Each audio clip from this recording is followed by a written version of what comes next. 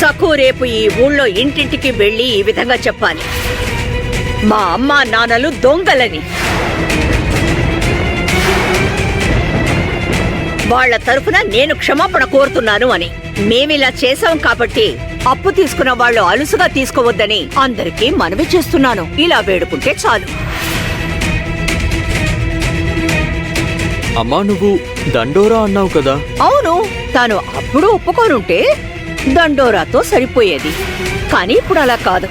సఖు ఇంటింటికి వెళ్లి క్షమాపణ కోరాలి. ఇది కనుక క్షమాపణ కోరితే మన దగ్గర అప్పు తీసుకున్న వాళ్ళు ఈ సంఘటనని తమకు అనుకూలంగా మార్చుకోవాలనుకోరు. అర్థమైందనుకుంటాను. అయ్యో అత్తయ్య గారు, దయ చూపించండి. మా అమ్మ నాన్న నిజంగానే ఏ తప్పు చేయలేదు. వాళ్ళు దొంగలు కారు. అలాంటప్పుడు వాళ్ళ తరపున వాళ్ళు తప్పు చేశారని నేను ఎలా ఒప్పుకోవాలి? క్షమాపణలు ఎందుకు కోరాలి? దిగో, వింటున్నావా? నువ్వు నాకు ఏమని మాటిచ్చావు? సక్కుకి నేను నచ్చ చెప్పుకుంటానన్నావుగా. పిలవగానే వాళ్ళ ఊరికి వెళ్ళావు.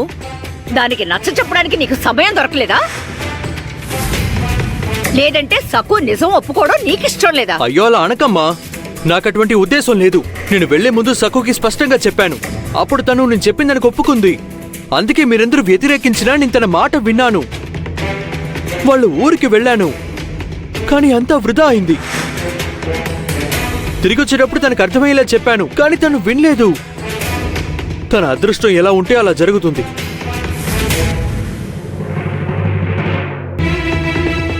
ఇక నేను ఇందులో జోక్యం చేసుకోను.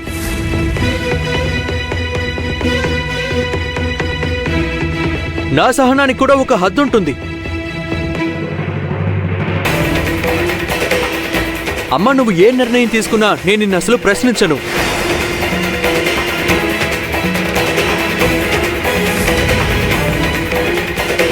నేను విసిగిపోయాను.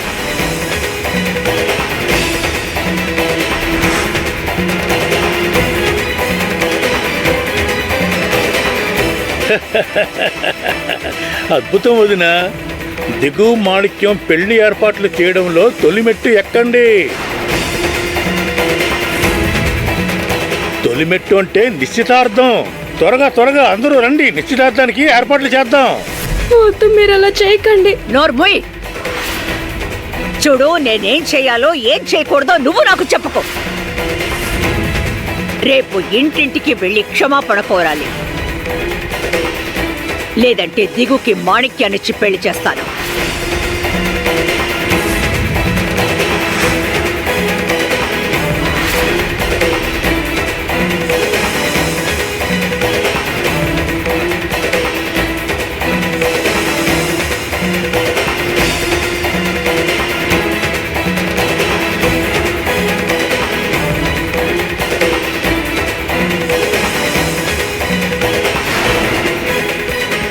ఇది ఇంటింటికి వెళ్లి క్షమాపణలు కోరితే సరిపోదు. అమ్మకి చేతులు కాలినప్పుడు నన్ను ఎంత అవమానించావు. ఇప్పుడు చూడు, నిన్నెలా అవమానిస్తానో. ప్రతీకారం తీర్చుకుంటాను.